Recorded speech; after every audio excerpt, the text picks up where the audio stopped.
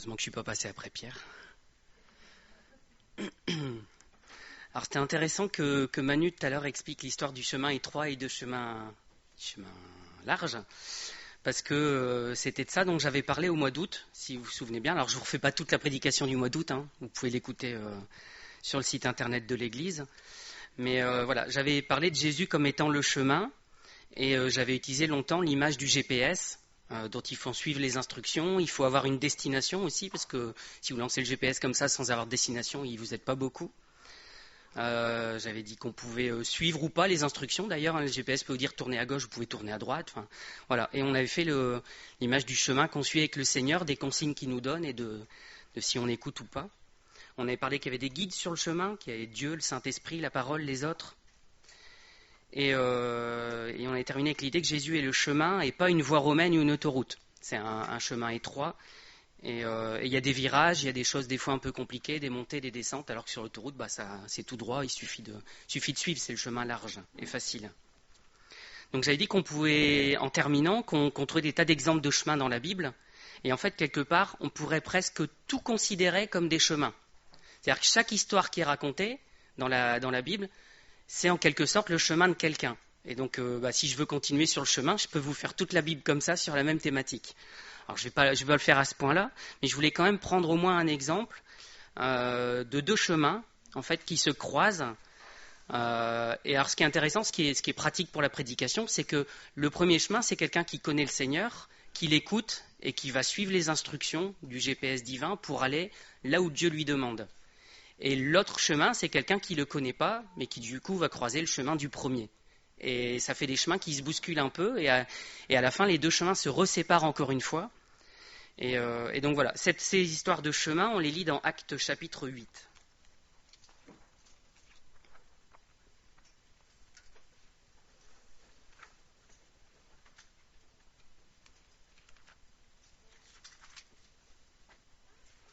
Donc chapitre 8 et à partir du verset 26.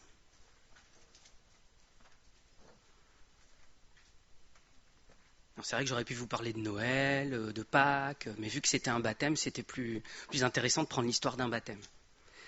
Donc, acte 8, verset 26. Un ange du Seigneur, s'adressant à Philippe, lui dit « Lève-toi et va du côté du midi, sur le chemin qui descend de Jérusalem à Gaza, celui qui est désert. » Il se leva et partit. Et voici, un Éthiopien, un eunuque, ministre de Candace, reine d'Éthiopie, et surintendant de tous ses trésors, venu à Jérusalem pour adorer, s'en retournait, assis sur son char, et lisait le prophète Ésaïe. L'Esprit dit à Philippe, « Avance et approche-toi de ce char. » Philippe accourut et entendit l'Éthiopien qui lisait le prophète Ésaïe. Il lui dit, « Comprends-tu ce que tu lis » Il répondit, « Comment le pourrais-je si quelqu'un ne me guide » Et il invita Philippe à monter et à s'asseoir avec lui. Le passage de l'Écriture qu'il lisait était celui-ci. Il a été mené comme une brebis à la boucherie, et comme un agneau muet devant celui qui le tond, il n'a point ouvert la bouche. Dans son humiliation, son jugement a été levé, et sa postérité, qui la dépeindra, car sa vie a été retranchée de la terre. L'eunuque dit à Philippe, « Je te prie, de qui le prophète parle-t-il ainsi ? Est-ce de lui-même ou de quelqu'un d'autre » Alors Philippe, ouvrant la bouche et commençant par ce passage, lui annonça la bonne nouvelle de Jésus. Et comme ils continuaient leur chemin, ils rencontrèrent de l'eau. Et l'eunuque dit, « Voici de l'eau, qu'est-ce qui empêche que je ne sois baptisé » Philippe dit, « Si tu crois de tout ton cœur, cela est possible. » L'eunuque répondit, « Je crois que Jésus-Christ est le Fils de Dieu. » Il fit arrêter le char, Philippe et l'eunuque descendirent tous deux dans l'eau, et Philippe baptisa l'eunuque. Quand ils furent sortis de l'eau, l'Esprit du Seigneur enleva Philippe, et l'eunuque ne le vit plus, tandis que joyeux, il poursuivait sa route. Ah non, j'ai oublié un point quelque part. Ne vit plus. Tandis que joyeux, il poursuivait sa route, Philippe se trouva dans Azote, d'où il alla jusqu'à Césarée en évangélisant toutes les villes par lesquelles il passait. Donc le contexte de ça, en fait, c'est la persécution qui est arrivée suite au meurtre d'Étienne, c'est ce qu'on voit au début du chapitre 8. Et cette persécution-là, elle a eu pour effet de dispatcher tous les croyants, tous les apôtres, ceux qui étaient de l'église de Jérusalem, ailleurs. Ça a eu pour effet de propager l'évangile. Et au verset 5, on voit que Philippe était descendu dans la ville de Samarie et qu'il y prêcha le Christ. Donc ça, c'est le contexte de ça. Et donc Philippe a priori, était encore dans Samarie. Et alors déjà, il était un endroit qui n'était pas top pour des Hébreux, en fait, pour des gens qui étaient initialement du peuple d'Israël, parce que les Samaritains, c'était les ennemis. Mais, a priori, il y est parce que le Seigneur l'a appelé là-bas. Et là où c'est plus clair, c'est dans notre passage, au verset 26, où on voit qu'un ange du Seigneur s'adresse à Philippe, lui dit, voilà, lève-toi, va sur le chemin, et va sur le chemin. On n'en sait pas plus, en fait. On en sait juste une petite précision qui est le chemin qui est désert. Alors super, la consigne que reçoit Philippe, on lui dit, tiens, tu vas là-bas, on lui dit pas forcément pourquoi, et en plus on y va, on pourrait presque dire, nous, de notre point de vue, va, de toute façon, c'est désert. Alors Philippe, qu'est-ce qu'il fait? Il écoute ce que j'ai dit tout à l'heure, il écoute le GPS divin, il cherche pas, il commence pas à poser des questions au Seigneur. Pourquoi tu m'envoies là-bas, Seigneur? C'est désert, qu'est-ce que je vais y faire? Il y va, et il ne se pose pas de questions. Et ça, c'est la consigne pour ceux qui appartiennent déjà au Seigneur, en fait. Philippe, il était chrétien, il n'y a pas de souci, il prêche le Christ, on le voit juste avant. Et nous, est-ce qu'on se pose des questions quand le Seigneur nous demande quelque chose? Je pense que malheureusement, nous devons répondre oui. On dit, mais Seigneur, pourquoi? Et pourquoi comme ça et pas comme ça? Moi, je l'aurais fait comme ça. Et voilà, on a l'impression de voir un peu j'ai l'impression de voir le monde du travail où quand le chef dit quelque chose, en général, on commence à poser des questions, pourquoi, et ceci, cela, et c'est toujours compliqué, et on a du mal à suivre les directives. Alors moi, comme les autres, j'ai un chef au-dessus, on a tous un chef au-dessus, et on se pose des questions des fois. Alors c'est bien, je ne dis pas qu'il faut appliquer bêtement des consignes, mais normalement, la chaîne hiérarchique, c'est le chef dirige, et les autres appliquent. Et ça ne marche pas souvent comme ça, malheureusement. Mais dans la Bible, ça doit marcher comme ça. Il y a Jésus qui est la tête, et nous, on est les membres et on obéit. Si les membres commencent à faire n'importe quoi et ne suivent pas ce que la tête demande, on va tomber, on ne fonctionnera pas correctement, en fait. Donc, on ne sait pas, en fait, ce que Philippe va y faire. Il obéit simplement. Et ce qui est intéressant, c'est que Dieu l'amène dans un désert. Alors, il y a beaucoup de choses qui se passent dans les déserts. On pourrait faire une série de prédications sur les déserts aussi. Mais ça m'a fait penser que l'évangélisation, ça ne se passe pas toujours comme on s'en fait une belle image. Vous savez, on prend une Bible, puis on va prêcher au milieu des foules, sur la place publique, et puis voilà, il y a plein de conversions. Bon, ça, c'était l'époque du Nouveau Testament, et malheureusement, dans nos pays, ça ne marche pas comme ça. Et des fois, on est juste amené dans un désert pour croiser une personne. On va passer un petit peu de temps avec, et on voit que Philippe, après, il est emmené ailleurs. Et on croise des gens, et voilà, ça se fait au hasard de rencontres, comme ça, l'évangélisation. Bien souvent, juste avec des contacts personnels. Alors, pour Philippe, ça devait paraître bizarre quand même d'aller au désert. Après, il a obéi. Et ça me faisait encore une fois penser à cette histoire de GPS, et surtout à Waze, dont je vous avais parlé, qui des fois nous fait prendre des chemins vraiment tordus. Des fois, on n'ose pas, et après coup, on se rend compte que si, le chemin était bon, et c'était un raccourci. Donc voilà, Philippe aurait très bien pu dire à Dieu, non, moi je veux savoir où tu me mènes, et puis je vais contourner, je vais prendre une route qui est plus sympa. Mais là, il a obéi, et il a bien fait, parce que finalement, on voit qu'il rencontre la bonne personne. Donc, il se lève, il part, et voici, il rencontre un Éthiopien.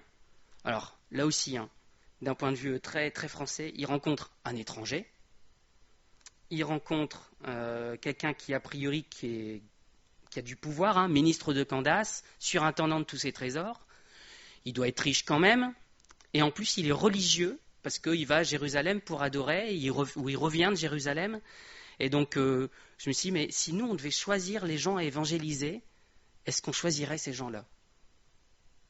Étrangers, normalement on ne se pose pas la question quand même. L'évangile est valable pour tout le monde, il n'y a pas de raison. Et nous-mêmes, on est étrangers par rapport à d'autres situations. Mais quelqu'un de riche, quelqu'un de religieux, quelqu'un qui a du pouvoir, nous on dirait, non, le Seigneur il est venu pour les pauvres, pour les malheureux. Ouais, mais il est venu pour les autres aussi. Et des fois, il décide de partager l'évangile avec des personnes qui sont religieuses et riches et qui ont du pouvoir, c'est comme ça. Et c'est bien que Philippe ait obéi, parce que sinon, ce monsieur n'aurait jamais été touché par l'évangile. Et c'est dans les traditions, mais ce qu'on apprend à côté, c'est que cet Éthiopien, il est revenu chez lui, il a partagé l'évangile aussi, et du tout, il a été à la source de l'évangile pour son pays. Donc si Philippe avait dit, non, ce monsieur-là, il ne correspond pas aux critères pour lesquels Jésus est venu, il se serait trompé déjà. Et en plus, il aurait raté quelque chose d'important. Pas juste une personne, mais ceux qui sont convertis suite au retour de cet Éthiopien dans son pays. Donc la bonne nouvelle est pour tout le monde, pas juste pour les pauvres, parce que c'est vrai qu'on a un discours des fois axé sur c'est ceux qui ont besoin de l'évangile. Alors c'est vrai que ceux qui ont du pouvoir, de l'argent, tout ça, ils sentent pas forcément le besoin de l'évangile, mais ils en ont besoin quand même. C'est pas parce qu'ils le sentent pas. C'est intéressant aussi de se demander la statistique qu'avait Philippe de rencontrer quelqu'un dans le désert. Donc je pense que c'est tous posé la question. Dieu lui dit va dans le désert, là où voilà il y a vraiment personne, et il croise pile la personne, et quelque part il croise la personne qui est en train de se poser des questions sur ce qu'il est en train de lire. Donc c'est intéressant parce qu'il y a très peu de chances de tomber sur lui. Donc pourquoi cet homme y était là? Il se posait des questions et vraisemblablement Dieu travaillait son cœur. Et donc Dieu avait fait le travail des deux côtés en fait. Il avait travaillé cet homme pour qu'il se pose des questions, probablement pour qu'il aille aussi sur ce chemin-là, parce que si Philippe y est allé sur le chemin du désert et que lui était passé par ailleurs, bah c'était raté aussi. Donc il fallait les deux chemins, il fallait les deux personnes qui suivent ce que le Seigneur voulait pour que cette rencontre-là, elle soit possible.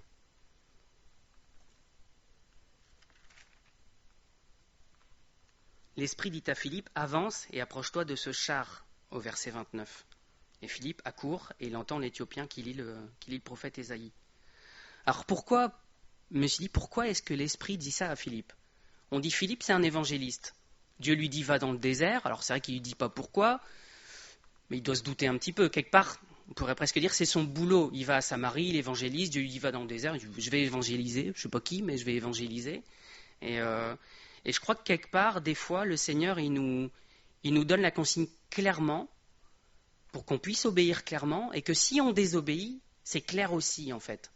Et je pense aux enfants qui jouent des fois sur l'absence de consignes ou sur le fait que les consignes ne sont pas claires. Ils n'écoutent pas, c'est bon.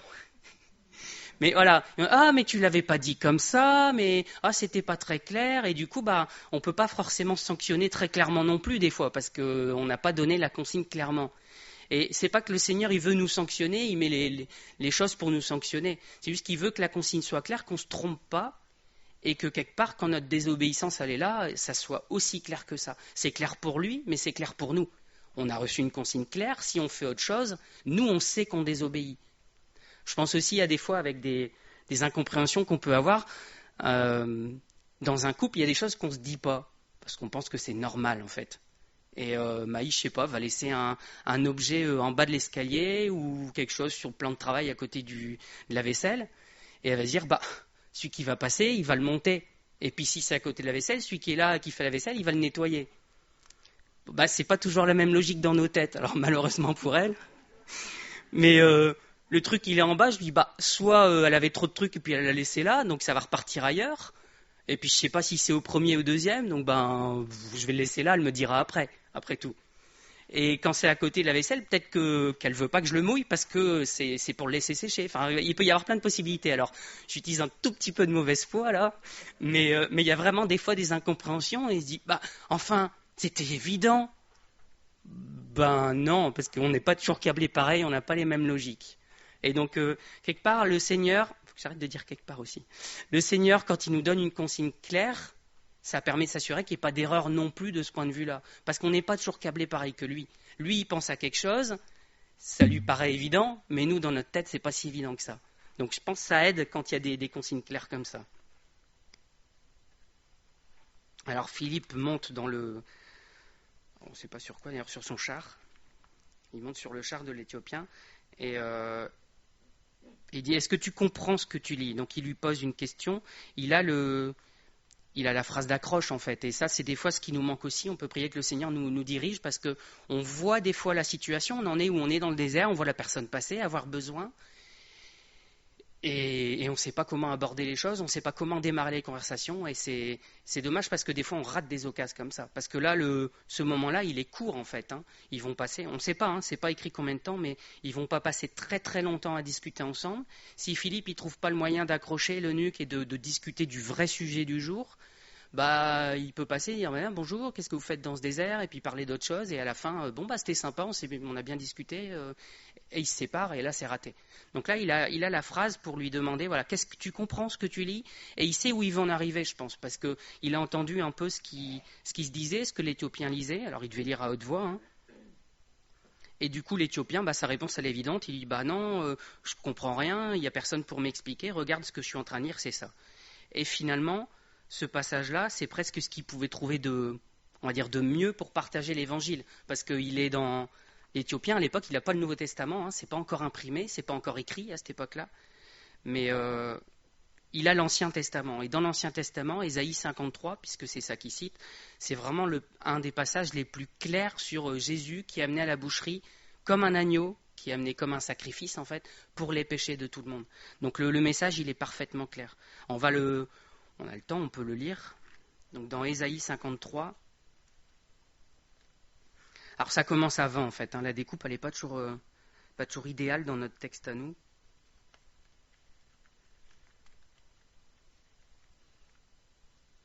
Ça commence au 52, au verset 13. « Voici mon serviteur prospérera, il montera, il s'élèvera bien haut.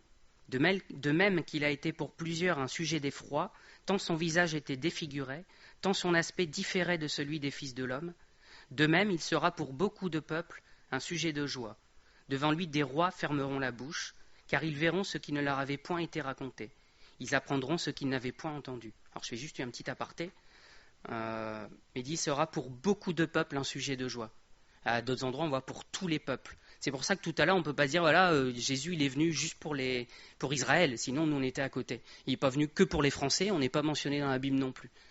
Et peu importe la nationalité, il est venu pour tous les peuples. Donc on peut pas nous créer un critère qui est il faut être ci ou ça pour bénéficier de l'Évangile. Qui a cru à ce qui nous était annoncé? Qui a reconnu le bras de l'Éternel? Il s'est élevé devant lui comme une faible plante, comme un rejeton qui sort d'une terre desséchée. Il n'avait ni beauté, ni éclat pour attirer nos regards, et son aspect n'avait rien pour nous plaire. Méprisé et abandonné des hommes, homme de douleur et habitué à la souffrance, semblable à celui dont on détourne le visage, nous l'avons dédaigné, nous n'avons fait de lui aucun cas. Cependant, ce sont nos souffrances qu'il a portées, c'est de nos douleurs qu'il s'est chargé. Et nous l'avons considéré comme puni, frappé de Dieu et humilié. Mais il était blessé pour nos péchés, brisé pour nos iniquités. Le châtiment qui nous donne la paix est tombé sur lui, et c'est par ses meurtrissures que nous sommes guéris. Nous étions tous errants comme des brebis. Chacun suivait sa propre voie, son propre chemin. L'Éternel a fait retomber sur lui l'iniquité de nous tous. Il a été maltraité et opprimé, et il n'a point ouvert la bouche. Semblable à un agneau qu'on mène à la boucherie, à une brebis muette devant ceux qui la tondent, il n'a point ouvert la bouche. Il a été enlevé par l'angoisse et le châtiment. Et parmi ceux de sa génération, qui a cru qu'il était retranché de la terre des vivants et frappé pour les péchés de mon peuple? On a mis son sépulcre parmi les méchants, son tombeau avec le riche. Vous voyez, riche, c'est pas un avantage dans la Bible. Quoiqu'il n'ait point commis de violence et qu'il n'y ait point eu de fraude dans sa bouche. Il a plu à l'Éternel de le briser par la souffrance. Après avoir livré sa vie en sacrifice pour le péché, il verra une postérité et prolongera ses jours, et l'œuvre de l'Éternel prospérera entre ses mains. À cause du travail de son âme, il rassasiera ses regards. Par sa connaissance, mon serviteur juste justifiera beaucoup d'hommes, et il se chargera de leurs iniquités. C'est pourquoi je lui donnerai sa part avec les grands. Il partagera le butin avec les puissants, parce qu'il s'est livré lui-même à la mort, qu'il était mis au nombre des malfaiteurs, parce qu'il a porté les péchés de beaucoup d'hommes, et qu'il a intercédé pour les coupables. Je ne fais pas le commentaire de tout le chapitre, moi mon sujet c'est acte 8, mais voilà, ce que lisait l'Éthiopien, c'était ça, c'est tombé pile au bon moment pour rencontrer Philippe qui lui explique que tout ça, ça parle de Jésus. Ésaïe 53, c'est bien avant l'arrivée de Jésus, mais ça parle de Jésus qui est venu et qui a été offert comme un sacrifice en fait. Et ça précise bien que c'est pas qu'il a été maltraité et qu'après on en fait un martyr et voilà on dit Jésus en fait il était venu pour faire ça. C'était annoncé d'avance, c'était prévu par Dieu et c'est pas qu'il a subi quelque chose. Il l'a voulu comme ça et il a décidé d'obéir au Père. Donc c'est pareil, Jésus son chemin il l'a choisi, il l'a accepté et il l'a accompli jusqu'au bout les consignes qu'il recevait. Et le pourquoi, il est bien expliqué au début d'Ésaïe 53, c'est à cause de nos souffrances, de nos douleurs, ça dit au verset 5, il était blessé pour nos péchés, brisé pour nos iniquités. Et tout ça pour que nous on obtienne la paix et que lui prenne le jugement à notre place. Donc le message est très très clair et il n'y a pas de... Voilà, ça ne pouvait pas tomber mieux finalement, ce hasard que l'Éthiopien passe à cet endroit-là, lise ce message-là et qu'il rencontre Philippe.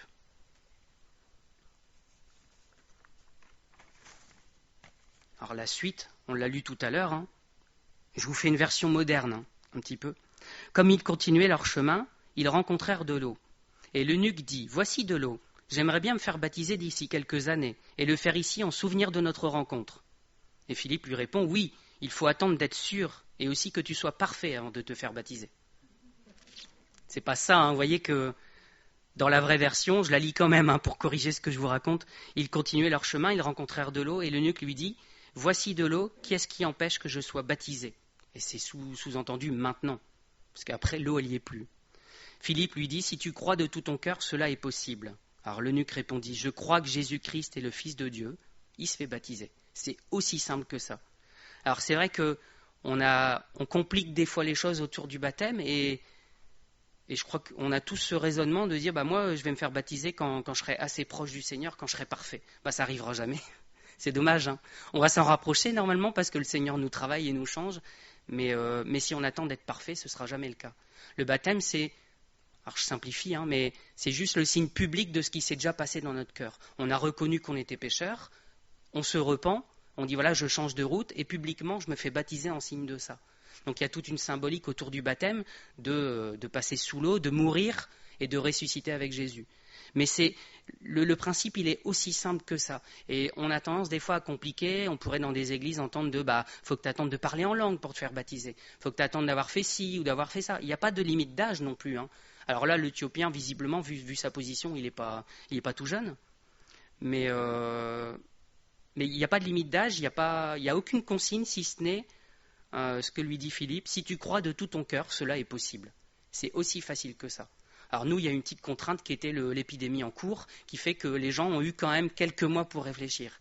Et c'est vrai que par sagesse, on attend quelque temps que les gens soient sûrs de leur décision pour ne pas se faire baptiser pour rien. Mais quelque part, on ajoute déjà à ce qui se faisait dans la Bible. Les gens y croyaient, ils étaient baptisés, et voilà, c'était facile. Alors qu'est-ce qui se passe après ? Et après, ils se séparent déjà, et le Seigneur y gardera l'Éthiopien. Il lui permettra probablement de grandir avec lui et de porter du fruit à son tour. Et on voit qu'il y a deux... Ah, j'ai oublié un petit truc quand même, c'est vrai. Il s'est baptisé où, l'Éthiopien ? Dans le désert. C'est ballot. C'est ballot parce que l'idée du baptême, c'est pas ça. C'est d'être baptisé devant des gens, devant un public. Alors, c'est un cas quand même, il faut le souligner, qui est assez... qui est une exception dans la Bible, en fait. Hein. Là, il se fait baptiser dans le désert. Visiblement, il n'y a que Philippe dans le public pour voir. Et dans le public, il baptise en même temps. Il doit tenir le micro, faire l'enregistrement en même temps. Il fait tout en même temps, Philippe. Mais il se fait baptiser quand même. Là, il n'y a pas le choix. Il y a des situations, c'est pareil, il ne faut pas se donner une règle, se dire voilà, je dois attendre qu'il y ait tant de personnes dans l'église pour me faire baptiser, qu'il y ait telle et telle condition. Il n'y a pas de tout ça dans la Bible. Alors c'est vrai que c'est un signe public de notre appartenance à Dieu, de ce qui s'est passé dans notre cœur, mais des fois, il n'y a pas le choix, ça se fait, alors dans des pays où l'Église est persécutée, ça se fait juste avec 2-3 personnes dans un appartement, dans une baignoire, et on fait comme on peut, ou planqué dans des forêts, avec très peu de monde aussi, en silence, pour ne pas se faire repérer. Bon, nous, on n'en est pas là, on a la possibilité de le faire de manière un peu plus publique que ce qui se fait ailleurs, c'est très bien, mais il ne faut pas se mettre des limites dans nos têtes. Il ne faut pas qu'on réinvente les règles qui sont dans la Bible. Si c'est comme ça, si c'est dans le désert, qu'il n'y a qu'une seule personne, c'est comme ça, c'est tout. Parce qu'il n'y a pas qu'une seule personne, en fait. Là, c'est vrai que physiquement, il n'y a que Philippe. Spirituellement, il y a des tas de créatures alors qui ont des noms divers dans la Bible, peut-être d'autres qu'on ne connaît pas. Mais spirituellement, il y a des êtres qui regardent aussi. Et c'est un signe pour eux aussi, en fait, quand on se fait baptiser. C'est un signe pour eux qu'on appartient à Dieu. C'est un signe pour le malin aussi, lui dire stop, ma vie, elle appartient à Dieu maintenant. Lui, il est toujours là pour regarder aussi. Hein. S'il peut mettre son bazar, il va le faire. S'il peut vous empêcher de vous faire baptiser, il le fera. Parce que, quelque part, si vous ne faites pas ce signe public, vous avez encore une chance de changer d'avis dans votre cœur. Et il a une chance, lui, de vous dévier du chemin, quelque part. Donc, le fait de faire les choses publiquement, on se met une contrainte soi-même, hein, mais on le fait publiquement pour asseoir les choses, en fait. Donc je reviens, qu'est-ce qui se passe après ? Philippe part, je suis parti où? Quand il fut sorti de l'eau, l'Esprit du Seigneur enleva Philippe et l'eunuque ne le vit plus. Donc Philippe, voilà, il y a eu le consigne du GPS, tu vas dans le désert, à tel endroit, à tel moment. Il s'est passé ce qui s'est passé là avec l'Éthiopien, l'eunuque. Et après, Philippe, il l'a emmené ailleurs et il va prêcher l'évangile ailleurs. Et ça nous dit au verset 40, Philippe se trouva dans Azote, qui est une ville des Philistins. Donc Philippe, il a un ministère assez particulier parce qu'ils n'aimaient pas trop les étrangers là-bas, parce que c'était Israël qui était le peuple élu de Dieu. Et Dieu a quand même choisi des gens pour aller propager l'évangile autour, chez les Philistins, qui étaient quand même des sacrés ennemis de Dieu aussi, à Samarie, avec un Éthiopien. Donc là, voilà, Philippe, il a eu quelque part un chouette travail de la part du Seigneur d'évangéliser les nations autour, de montrer l'exemple et de ne pas rester renfermé sur le peuple d'Israël. Après, ça s'est fait avec Paul, ça s'est fait avec d'autres. Hein. Mais voilà, c'était un peu Philippe qui était précurseur quelque part là-dedans. Et pourquoi? Parce qu'il a obéi aux consignes qu'il recevait. Pierre s'est posé plus de questions déjà. Si on pense à Pierre, on se dit, Pierre, il a vu la nappe, il a vu des animaux impurs, il a fait, oh non, Seigneur, moi je ne touche pas à ça, c'est impur, il y a la règle, on ne doit pas toucher à ça. Avec Philippe, il obéit. On ne parle pas beaucoup de lui, mais ce petit passage-là, il nous montre qu'il a été fidèle, qu'il a obéi. Et donc Philippe, c'est l'exemple pour nous d'obéir aux consignes du Seigneur, de faire ce qu'il nous demande, et du coup, de porter du fruit. C'est la conséquence de notre obéissance. C'est pas nous qui décidons de faire des choses et voilà, Seigneur, je vais faire ça et ça pour toi et tu vas voir, je vais porter du fruit. Il y a une consigne qui est donnée et on obéit à la consigne. Parce que Dieu, il a un plan qui est plus large. Nous, on ne peut pas imaginer que notre chemin, il va croiser celui de quelqu'un dans le désert. On pourrait jouer à ça, mais aller dans un endroit où c'est vide et puis attendre que le Seigneur nous envoie quelqu'un. Il serait capable de nous faire attendre pendant un bon moment pour nous faire comprendre que c'est lui qui envoie les chemins au bon endroit. Et l'eunuque, qu'est-ce qui lui arrive? On n'en sait pas plus que ça non plus. L'eunuque ne voit plus Philippe. Il n'est pas traumatisé, visiblement. Et ça dit, tandis que joyeux, il poursuivait sa route. Donc, lui, son chemin, physiquement, c'est le même. Il continue au même endroit, il rentre chez lui. Spirituellement, il a croisé Philippe et son chemin, il part à l'opposé, en fait. Il était perdu, même s'il était religieux, s'il y avait un fond de quelque chose, c'est pas ça qui le sauvait. Donc, il a fait demi-tour, il s'est baptisé. C'est ça la conversion, c'est faire demi-tour. Et du coup, c'est pas un chemin triste qu'il prend en disant là maintenant je suis obligé de faire quelque chose de différent, j'avais pas prévu ça, ça va pas être joyeux non plus, il y a des contraintes. Non. Il repart et tout ce qu'on sait de lui, c'est qu'il était joyeux. Et donc ça, c'est pour ceux qui acceptent l'évangile, qui acceptent de se faire baptiser, c'est le chemin, il est joyeux derrière. Faut pas craindre, faut pas dire oh là là, ça va être pénible. Non, il y a quelque chose de très joyeux d'être chrétien, et j'espère que ça se voit suffisamment sur nos têtes. Et plus tard, donc ce qu'on sait juste par la tradition, si je ne me trompe pas, c'est qu'il va évangéliser dans son pays et qu'il y aura du fruit dans son pays. Donc finalement, ce que fait Philippe, l'Éthiopien, une fois qu'il a croisé Philippe, il va faire ce même travail. C'est la consigne pour tous ceux qui se tournent vers le Seigneur, en fait. C'est de suivre les consignes du Seigneur. La consigne, c'est suivre les consignes. On est obligé d'en arriver là avec nous parce que sinon, c'est pas clair. C'est de suivre ce que dit le Seigneur, d'aller parler de lui, des fois devant des foules, mais des fois devant une personne, et d'amener les gens au Seigneur, de leur expliquer. Après, nous, quelque part, on n'amène personne au Seigneur. On explique les choses, et le Seigneur fait le travail. Donc on a tous le choix, finalement. Ceux qui appartiennent au Seigneur, je vais terminer avec ça, ceux qui appartiennent au Seigneur, ils ont le choix d'écouter ou pas les consignes du GPS. Quand Dieu nous dit, tiens, toi tu vas là, tu fais ça, on a le choix, en fait, comme disait tout à l'heure Emmanuel, de lâcher la main et dire non, moi je pense que c'est pas la bonne chose, je vais faire ça à la place, mais c'est pas le bon chemin qu'on prend et ça portera pas le fruit qui était espéré. On peut aussi juste répondre à la demande, même si ça nous paraît farfelu, ça nous paraît étrange, et le Seigneur il nous utilisera parce qu'on obéit à ses consignes. Et pour ceux qui n'ont pas encore fait le choix de Jésus, il se présente à eux, il envoie les autres, il fait des chemins qui se coupent, qui se croisent, et je suis convaincu que si l'eunuque là, il n'avait pas dit oui, s'était pas fait baptiser, il n'avait pas fait ce chemin dans son cœur avec le Seigneur était capable de renvoyer encore quelqu'un à un autre moment. Mais on ne peut pas compter sur ça en fait. On ne sait pas jusqu'où va notre chemin. L'eunuque, il pouvait très bien lui arriver un accident à la sortie du désert ou dans le désert et que sa vie s'arrêtait là. On n'est pas maître de notre vie et donc il ne faut pas compter sur le fait qu'il y aura encore un croisement quelque part derrière. Il faut prendre le bon chemin quand on en a l'occasion. Donc le chemin actuel, il mène où? il mène à la mort éternelle. Ça, c'est écrit dans la Bible. Le salaire du péché, c'est la mort. Et le salaire que nous propose Jésus, c'est la vie éternelle. Le choix, il est relativement simple à faire, et c'est personne qui peut le faire à notre place. C'est pas Dieu qui nous force la main, c'est pas les chrétiens autour de nous, c'est pas les gens non chrétiens autour de nous. Il n'y a que nous qui pouvons faire ce choix parce que c'est notre propre vie. Là, donc je vais m'arrêter là. Juste si on traverse aussi une période de désert, parfois, on peut se poser la question, mais Seigneur, pourquoi je suis dans le désert? Est-ce que tu ne m'amènes pas là pour parler à quelqu'un, ou est-ce que tu ne m'amènes pas là pour recevoir les consignes de quelqu'un? Il y a une utilité au désert. Ce n'est pas qu'un endroit négatif où il fait chaud, où on a soif, où il n'y a personne. C'est le Seigneur, il a un but dans le désert. Ce n'est pas pour rien qu'on y va. Je vais prier. Seigneur, je te remercie pour ta parole. Merci pour l'eunuque qui a accepté l'évangile de manière tellement simple. Seigneur, il s'est probablement posé beaucoup de questions avant et tu lui as donné les réponses que tu voulais donner. Et il a accepté, Seigneur, il s'est fait baptiser aussi simplement. Merci de ce qu'il a porté vraisemblablement du fruit dans sa patrie, Seigneur, et qu'il a été la source d'autres conversions. Seigneur, merci pour Philippe aussi, Seigneur. On a deux exemples de personnes qui t'obéissent là dans ce passage. Philippe a obéi à tes consignes qui pouvaient paraître étranges, et je te prie que nous, on ne se pose pas toujours des questions, on ne remette pas en cause tes consignes quand elles sont claires, Seigneur.